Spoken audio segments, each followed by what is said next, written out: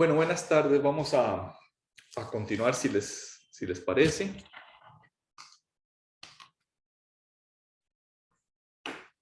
¿Quieren que dediquemos unos minutos a hablar del trabajo o no hay dudas respecto del trabajo?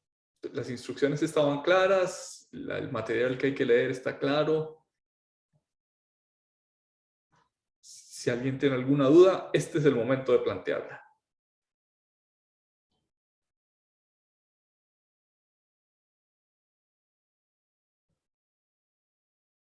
¿No la hay? Bueno, sigamos. Si tienen a la vista la filmina que dice relaciones de igualdad, ¿verdad? Sí, profesor. Gracias. No hemos cambiado de principio. Seguimos con el principio de capacidad económica. Antes les dije que es un principio vertebrador o integrador o absorbedor, el principio de capacidad económica, el principio de capacidad contributiva. Es un principio que absorbe los otros principios constitucionales. Y por tanto vamos a ver ese principio de capacidad contributiva desde el punto de vista del artículo 33 de nuestra Constitución Política. Esto es, vamos a verlo desde el punto de vista de las relaciones de igualdad que el artículo 33 de nuestra Constitución establece como un principio que rige toda la vida social.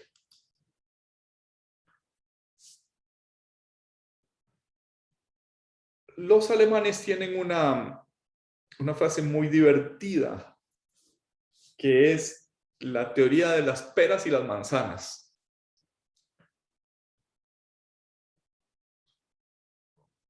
Recordarán ustedes que es frecuente en los tribunales constitucionales decir que no se viola el principio de igualdad si se trata igual a los iguales y desigual a los desiguales. Los alemanes se burlan de esa afirmación con la teoría de las peras y las manzanas, diciendo si yo trato a las peras como peras y a las manzanas como manzanas, según esa superficial apotegma de los tribunales constitucionales, no viola el principio de igualdad. Pero dicen los alemanes, en realidad, ese tratar a las peras como peras y a las manzanas como manzanas puede ser vulneratorio del juicio de igualdad cuando no hay diferencias relevantes entre las peras y las manzanas. Por tanto, para saber si debo tratar igual a las peras que a las manzanas, o si estoy autorizado constitucionalmente para hacer diferencias de trato entre las peras y las manzanas, tengo que tener un punto de comparación, un término de comparación.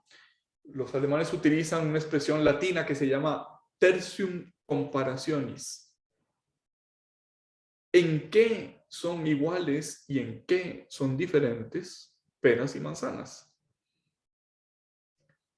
Si decimos que las peras y las manzanas son iguales en que ambas son frutas, deberíamos llegar a la conclusión de que hay que tratarlas como frutas. Si el término de comparación es su fruteidad, su naturaleza de fruta, entonces debería estar o pertenecer al juicio de igualdad el que las frutas sean tratadas todas de manera igual.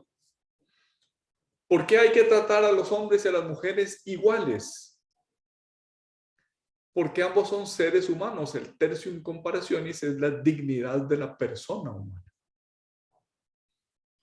Y es inconstitucional, es atentatorio contra la dignidad de la persona humana el que se trate de manera diferente a unos y a otros en razón del género o en razón de sus convicciones o en razón de sus creencias o en razón de su raza, o en razón de su cualquier otra cosa que no sea su personalidad. La fruteidad de las peras y las manzanas es la personalidad, la naturaleza de persona de los seres humanos. Todo aquello que atente contra el tertium comparationis, que es la humanidad, la personalidad, vicia el juicio de igualdad. Traducido esto a términos económicos, quienes estén en la misma situación económica han de ser tratados igualmente. Traducido esto a materia tributaria, quienes estén en las mismas circunstancias de capacidad económica han de tener igualdad de trato.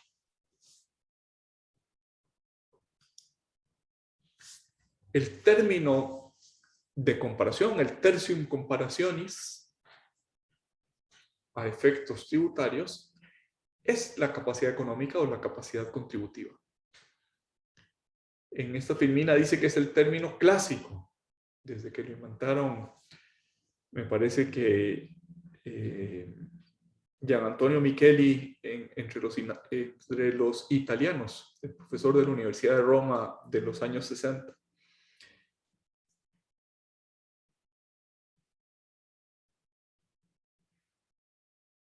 El tertium comparationis no solo es el clásico, sino que es el único. La única manera de saber si se viola o no el principio de capacidad económica el principio de igualdad es si a iguales capacidades económicas se otorga igualdad de trato.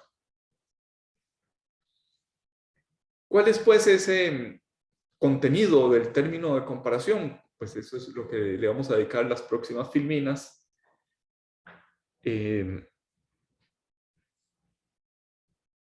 Que examinan ese principio de igualdad desde distintos ángulos, es una especie de prisma que tiene distintas caras que nos permite con distintas luces aproximarnos al principio de igualdad en materia tributaria. En primer lugar, hemos de decir que para atender, para captar el contenido de las relaciones de igualdad desde el punto de vista tributario, hemos de acudir a una interpretación sistemática de la Constitución política.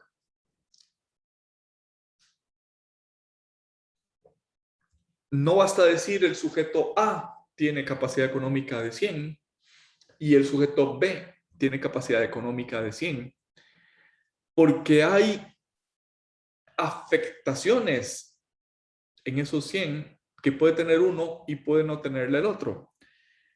Por ejemplo, el primero puede tener a su cargo su cónyuge y sus hijos, y el segundo no. Y por tanto, como la protección de la familia es un valor constitucional, no puede simplemente traducirse en igualdad si aquello no está mediado por una interpretación sistemática de todos los valores constitucionales.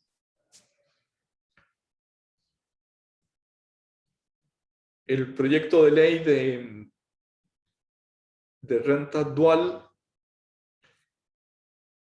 tenía en su versión original, después se lo quitaron, tenía en su versión original que aquellos que tienen una discapacidad tenían un mínimo contributivo, un mínimo exento, perdón, superior.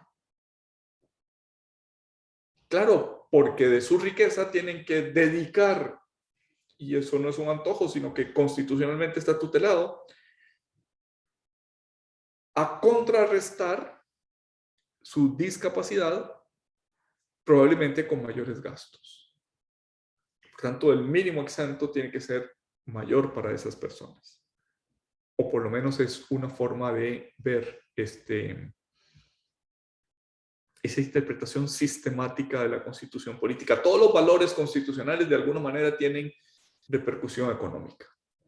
Y esto nos lleva a que el concepto de capacidad económica no equivale a riqueza pura y simple, sino a riqueza mediada, a riqueza calificada por los principios constitucionales, por el programa constitucional.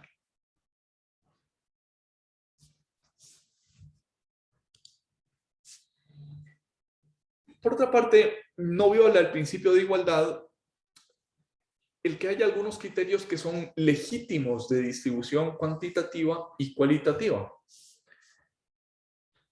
Dicho en otras palabras, este concepto de riqueza o de capacidad económica o contributiva mediada por los principios constitucionales nos lleva a que haya algunos criterios legítimos y otros ilegítimos para discriminar cuantitativa y cualitativamente. Ya hicimos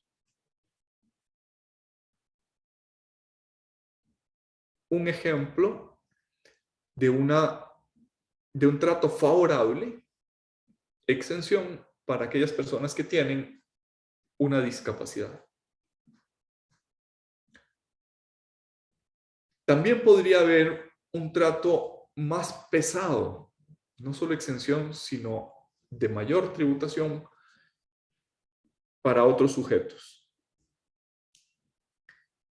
Obviamente, hay algunos criterios que serían ilegítimos. Por ejemplo, me parece que todos nos rebelaríamos contra un tributo que grave más pesadamente a los de una determinada raza, dijéramos, a los indígenas, o a los chinos, a los africanos. A todos nos parece aquello inaceptable. Pero sí nos parece aceptable el que haya algunos criterios de discriminación que no tienen que ver con la pertenencia al género humano, sino que tienen que ver con capacidad económica o con otros elementos del programa constitucional.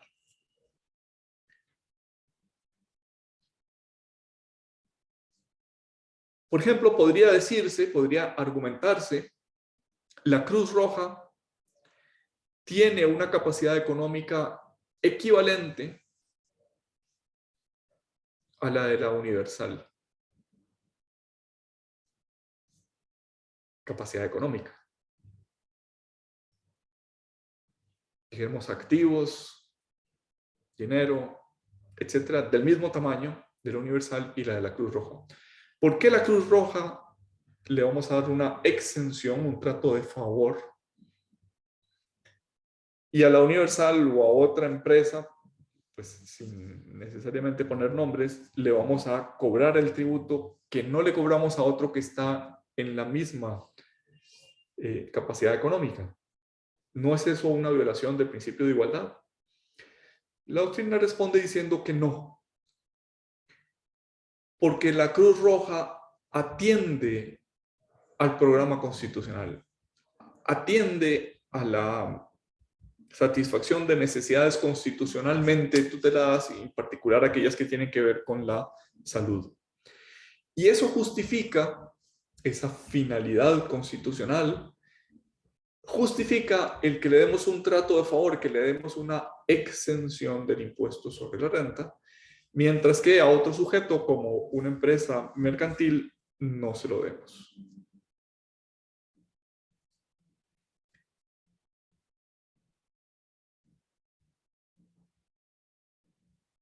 Ese criterio de discriminación tiene que ser razonable, tiene que ser proporcionado, tiene que ser legítimo.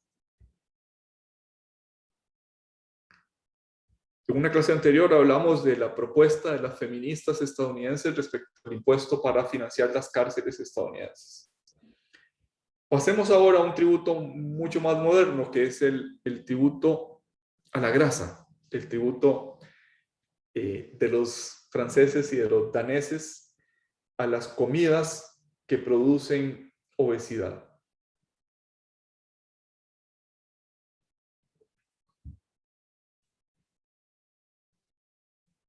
¿Se justifica o no se justifica? Y esto es un análisis desde el punto de vista de igualdad, de las relaciones constitucionales de igualdad. ¿Se justifica que dos empresas que están en la misma capacidad económica, una sea tasada más fuertemente o sea sujeto de tributación más intensa que otra, simplemente porque una produce azúcar y la otra produce Splenda, por decir alguna cosa? O stevia, mientras que la que produce azúcar probablemente tendrá alguna incidencia en diabetes, gorduras y enfermedades coronarias, etc. La que produce Splenda o stevia, mientras no se demuestre que, que son dañinas para la salud, podemos decir, no tiene el defecto de las comidas con mayores calorías. ¿Se justifica o no se justifica que le demos un trato de favor al que produce comidas con menor carga calórica o que le demos un trato desfavorable, esto es, de mayor intensidad tributaria, al que produce comidas menos sanas, vamos a decirlo, con todas las prevenciones del caso? Algo parecido sucedió en el caso de México. Yo creo que ya les conté que México pasó de tener las bebidas carbonatadas, las Coca-Colas, Fantas, Pepsi-Colas, etcétera, en la canasta básica mexicana, es decir, exentas de impuestos durante muchísimos años, porque aquello compensaba la poca capacidad de generar agua pura, agua potable en el Distrito Federal. Pasó de ese extremo, están en la canasta básica exenta, a no es que tributan como todas las demás, tributan más intensamente, más fuertemente, porque México de unos años para acá padece de una epidemia de obesidad. El país que mayor número de obesos nuevos produce cada año, se está poniendo al corte del campeón mundial de la obesidad, que eran los estadounidenses. Pues bien, ¿es un criterio legítimo o no es un criterio legítimo para tratar desigualmente a la que produce snacks saludables respecto de la que produce snacks menos saludables? Modernamente se ha llegado a la conclusión de que como la salud es un valor constitucional, quienes afecten la salud producen costos en el Estado, producen costos para la atención de ese derecho constitucional que deben ser financiados, y una forma de financiarlos es con ese tipo de impuestos a la grasa, a las calorías, a la hamburguesa, que así se llamó el de los daneses, el impuesto a la hamburguesa, y sucesivos. Pero hay otro criterio todavía más fincado en la persona humana. Ya no solo términos de comparación entre dos compañías, una que produce alimentos sanos y otra con alimentos con mayores calorías, sino es otro razonamiento más personal. Entre más requiera el individuo conservar para sí mismo, para satisfacer sus derechos constitucionales, no sus caprichos personales, sus derechos constitucionales, entonces tiene menor capacidad contributiva. Por ejemplo, si yo tengo a mi cargo a mis padres mayores de edad, no tengo capacidad contributiva, o mejor dicho, no tengo la misma capacidad contributiva que tendría quienes no tienen a su cargo a sus padres mayores de edad. Yo debo atender a una obligación personal en primer lugar, y solo satisfechas esos derechos y esas obligaciones personales, entonces empiezo a tener capacidad contributiva. Es otra forma de decir, la capacidad económica no equivale a riqueza pura, sino que la riqueza mediada por esos derechos y obligaciones constitucionales es lo que determina la capacidad contributiva.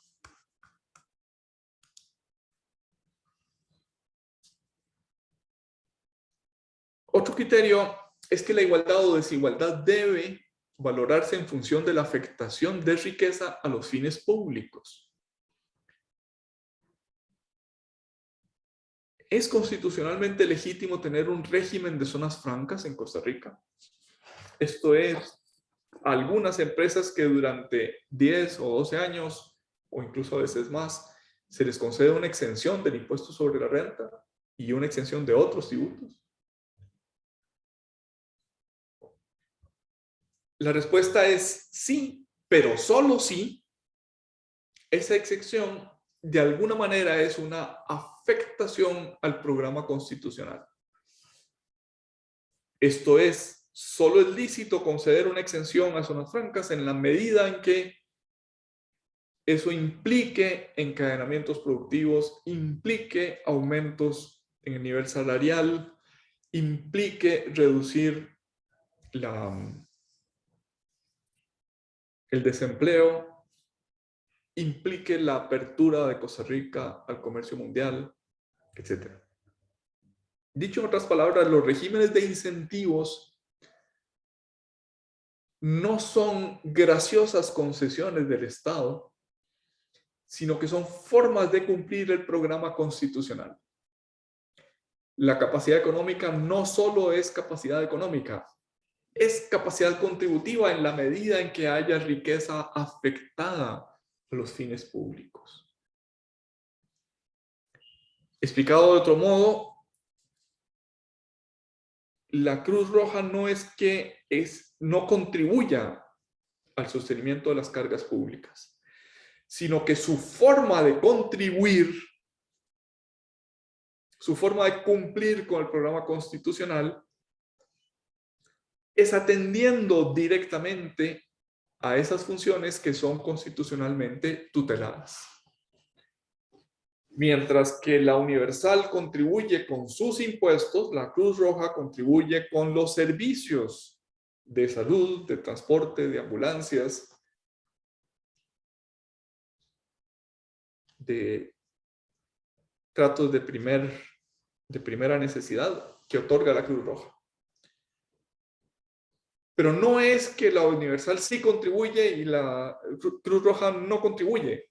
Es que el modo de contribuir al sostenimiento de las cargas públicas es diferente, pero el trato no es diferente. Están en una relación de igualdad porque la Cruz Roja contribuye estando exenta. Su forma de contribuir es con la exención y la Universal contribuye mediante los tributos.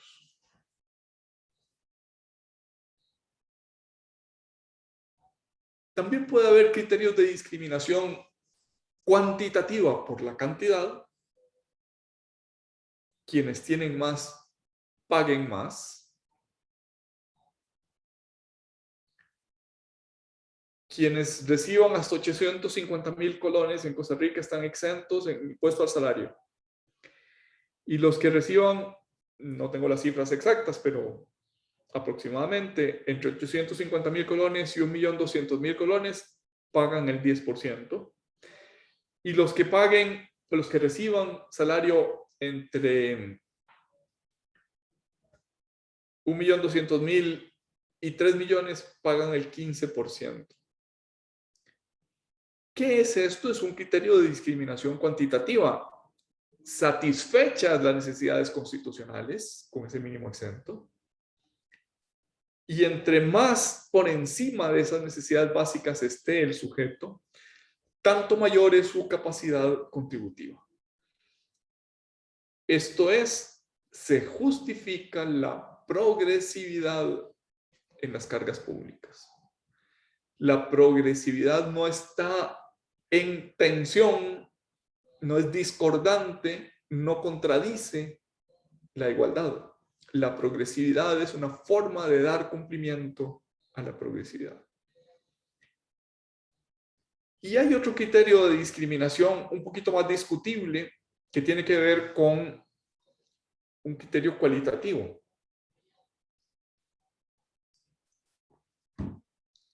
Algunas riquezas, algunas capacidades económicas son más dignas que otras.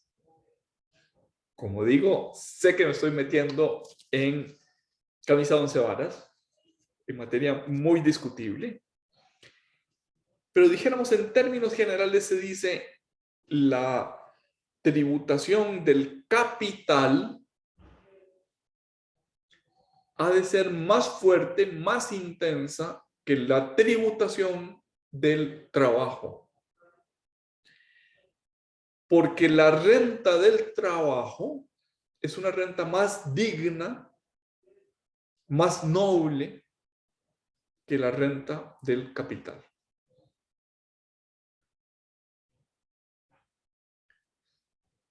Luego veremos que, aunque eso es así en la teoría, en la práctica puede ser más bien al revés, por razones que luego comentaré. Profe, una pregunta. Sí, Buenas tardes. buenas tardes, José Francisco. En este tema de, digamos, no sé cómo llamarlo, como dice usted, es un tema muy conflictivo, pero se me ocurrió un poco esto de la idoneidad, tal vez, es que esto tiene que ver mucho como con una perspectiva de justicia, tal vez, ¿verdad? Pero, sí, sí, como de justicia, no sé, como de ver qué es más justo no práctico, sino digamos que darle a cada quien lo que le corresponde o aplicarle a cada quien lo que le corresponde según un criterio que digamos que ahorita es un metavalor, que sería creo que la justicia.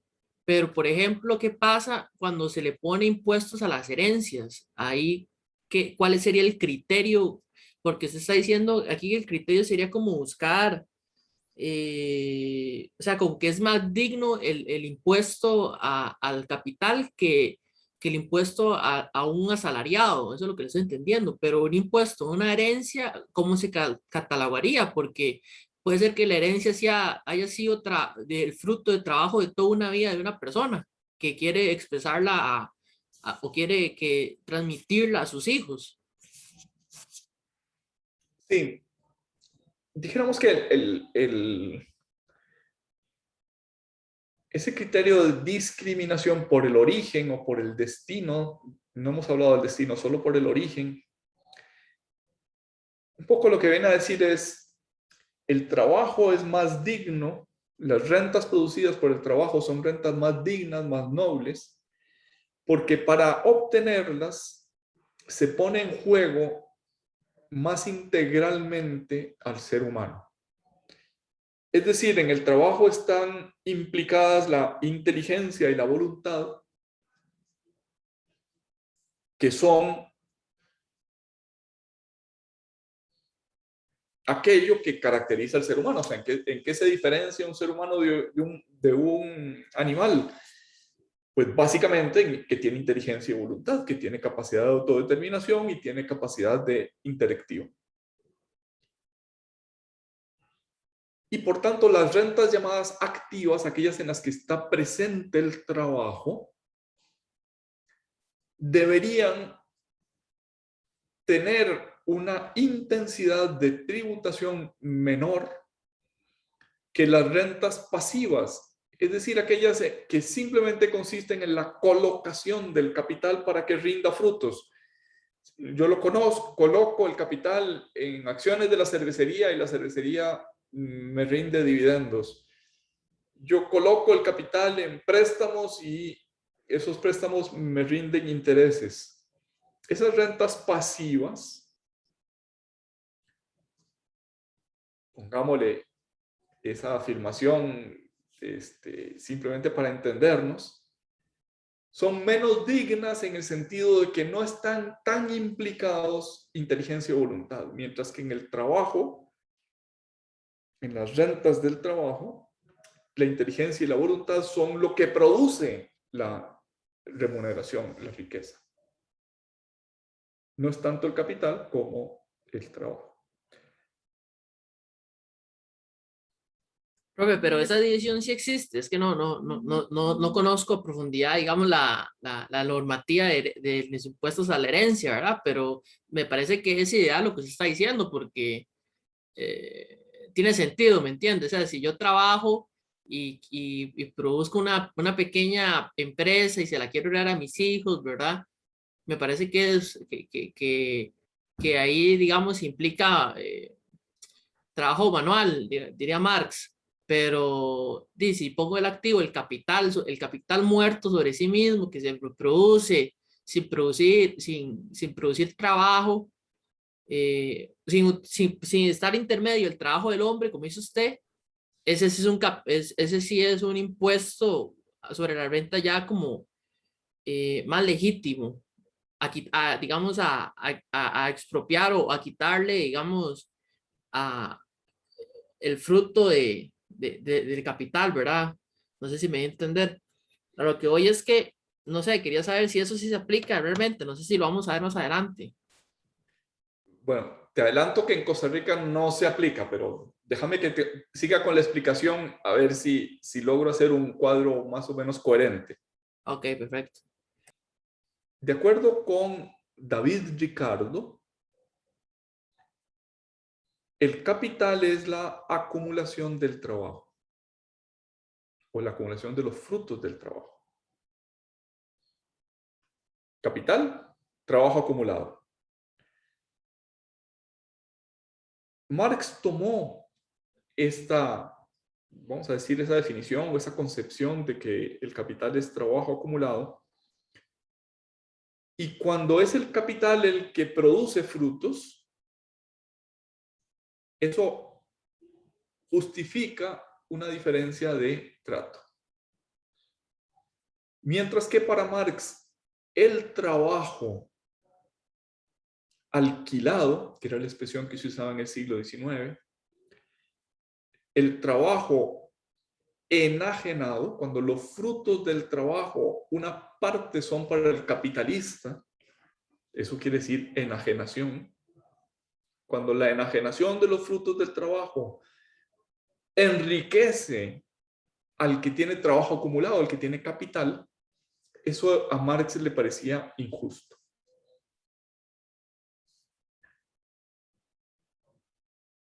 Sin caer en la doctrina marxista, sí parece más cercano a la dignidad de la persona humana el que entre más cerca esté la producción de frutos de la dignidad de la persona humana, reciban un trato más favorable. Entre más lejos estén, es razonable que reciban un trato menos favorable.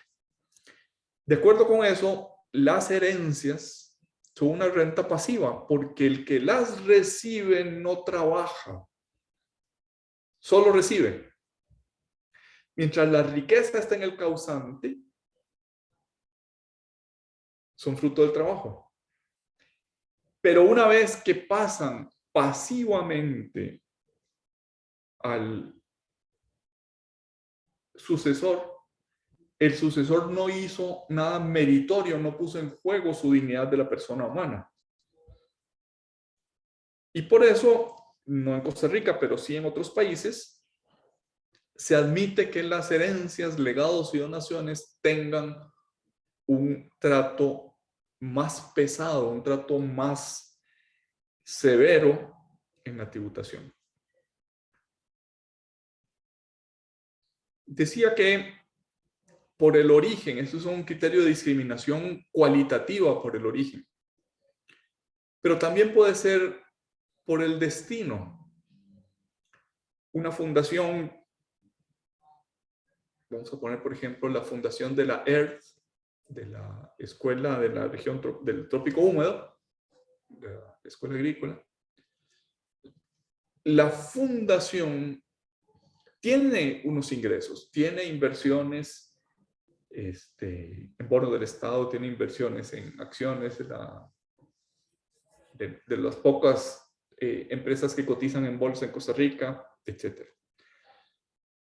Pero por el destino, porque esa fundación destina toda su riqueza al sostenimiento de una escuela universitaria o de una universidad,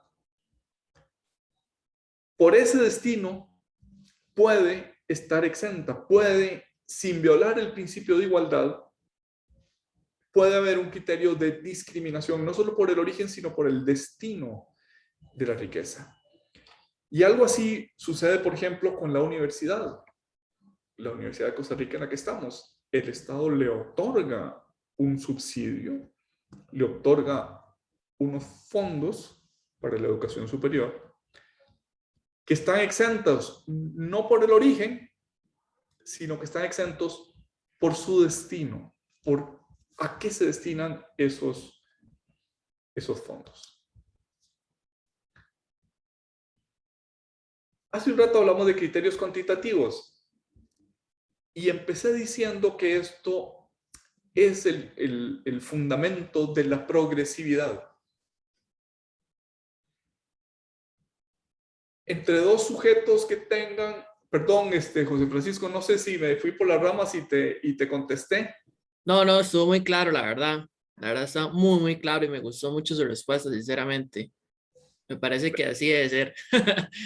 Muchas gracias, muchas gracias. Todo esto que estamos hablando en buena medida es más filosofía que realidad, ¿verdad? Después veremos, nos daremos de bruces contra la legislación y veremos que muchas de estas aspiraciones no se cumplen o no se cumplen con el grado que quisiéramos.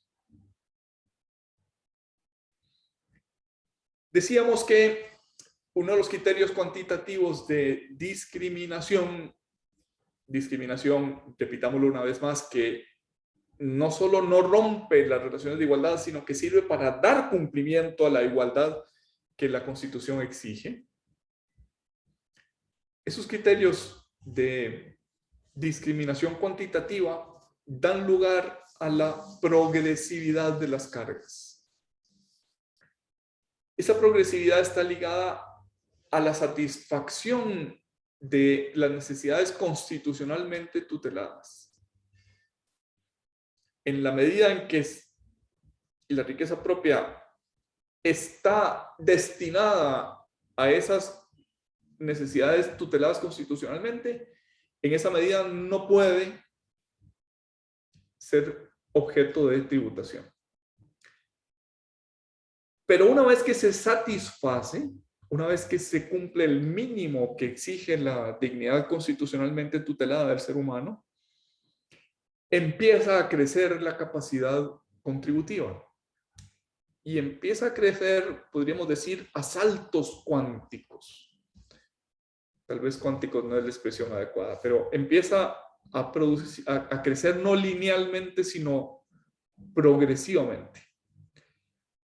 Cuando ya satisfice mis necesidades objetivas, básicas, constitucionalmente tuteladas, entre mayor capacidad económica tengo mayor capacidad contributiva. Cada vez más aumenta mi capacidad contributiva.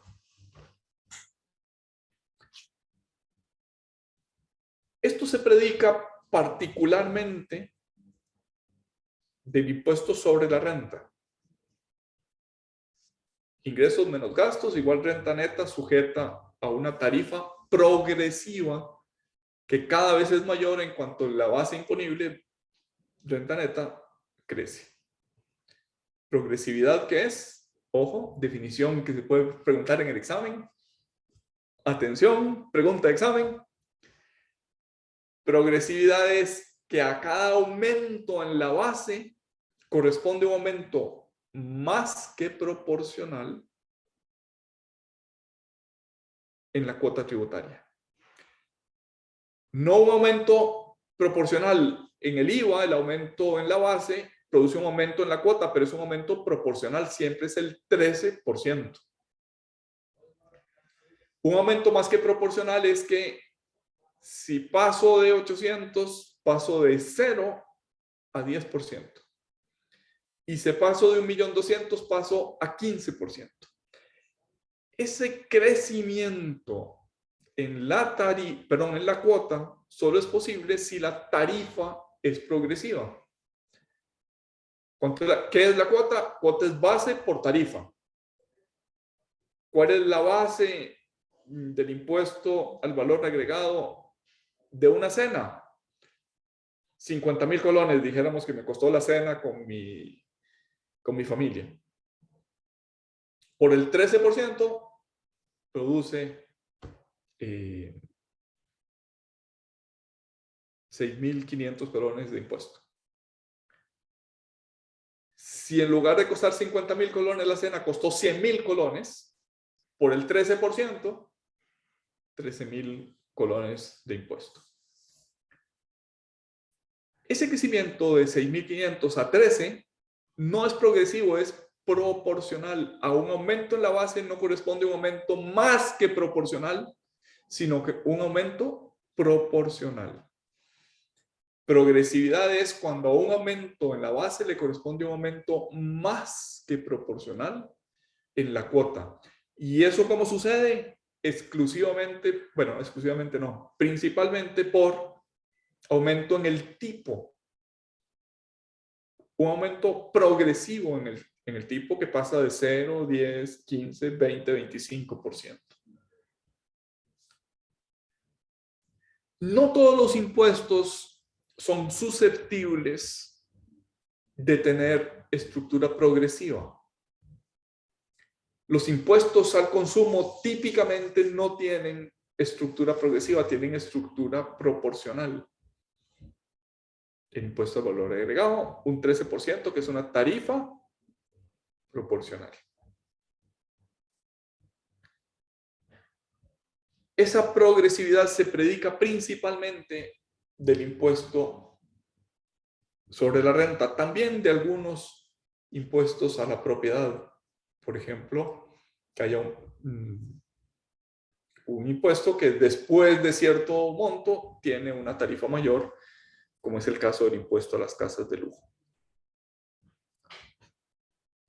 No todos los impuestos son aptos para tener estructura progresiva, pero algunos de ellos, y esto es una exigencia constitucional, tienen que tener estructura progresiva porque si no, el sistema no sería progresivo. Cuando el artículo 31.1 de la Constitución española tiene inscrito como valor constitucional, que además es universal esa afirmación, no pertenece solo a los españoles, tiene inscrito el que el sistema debe ser progresivo, no exige que cada tributo sea progresivo, sino que el sistema sea progresivo, y eso quiere decir que al menos algunos de esos tributos tienen que ser progresivos. Ahora, la progresividad, y esto también es importante, puede ser con un tipo único, 13% en el impuesto general sobre las ventas, si hay un mínimo exento. Aunque es una progresividad menor que la que tendría el impuesto sobre la renta, que tiene tramos de 0, 10, 15, 20, 25%. Si en el impuesto al valor agregado tengo una canasta básica, tengo un mínimo exento, eso ya le da cierta progresividad, alguna progresividad al impuesto al valor agregado.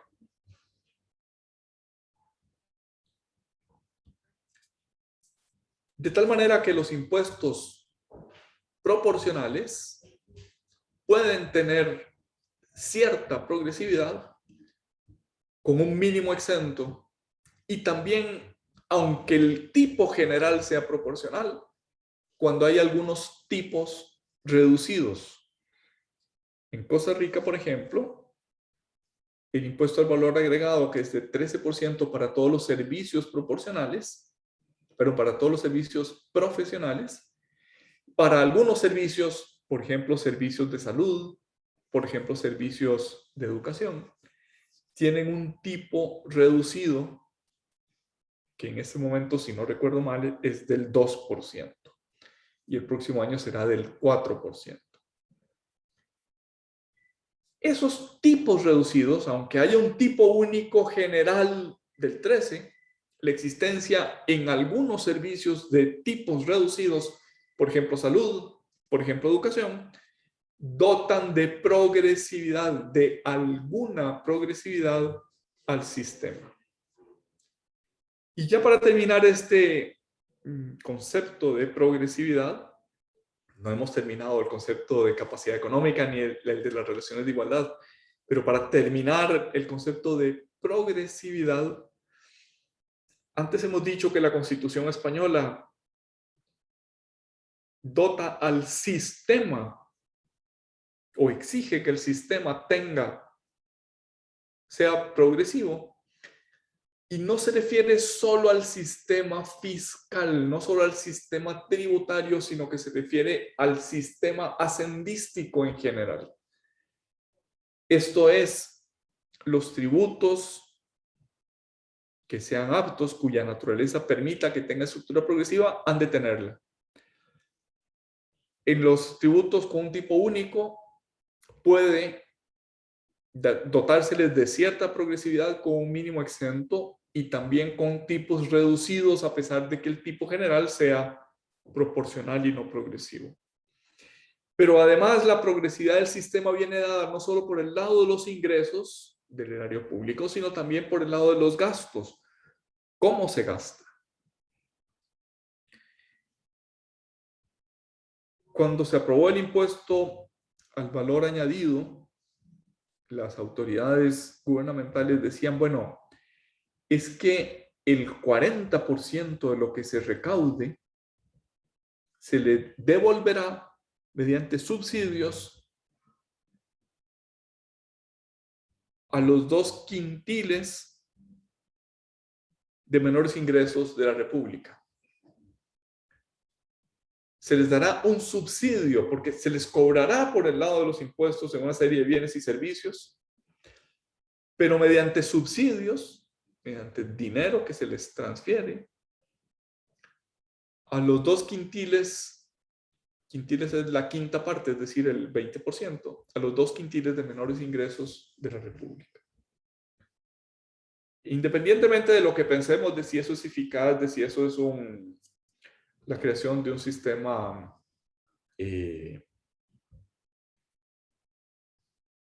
clientelar, al menos desde el punto de vista teórico, es una buena manera de dotar de progresividad al sistema hacendístico, ingresos y gastos.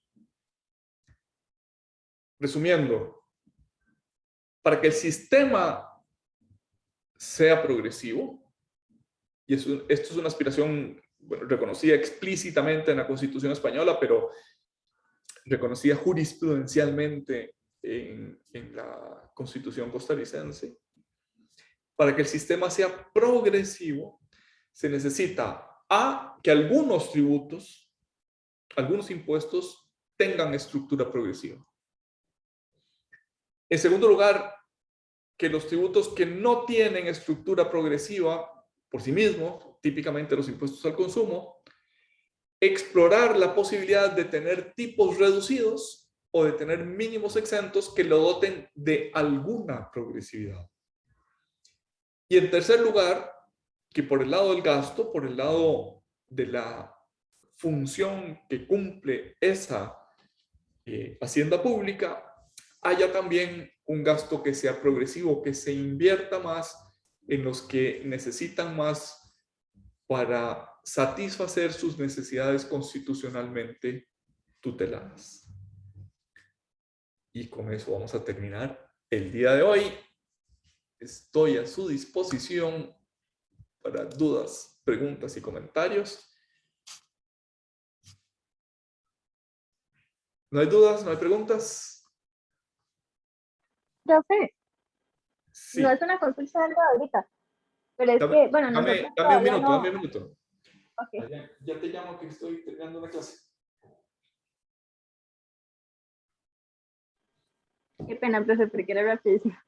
Dígame. Nosotros todavía no empezamos el trabajo, pero que sí estaba bien que en estos días que ya lo empecemos a desarrollar, como que le mandemos un mensajito para ver si lo estamos haciendo bien. Sí, con todo gusto. Ok, muchas gracias.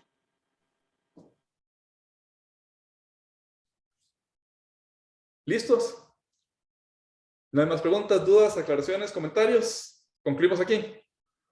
Gracias, Muchas profesor. gracias. Muchas gracias. Gracias, profe. Hasta luego, Gracias, gracias. Con gusto, hasta luego. Gracias. Gracias.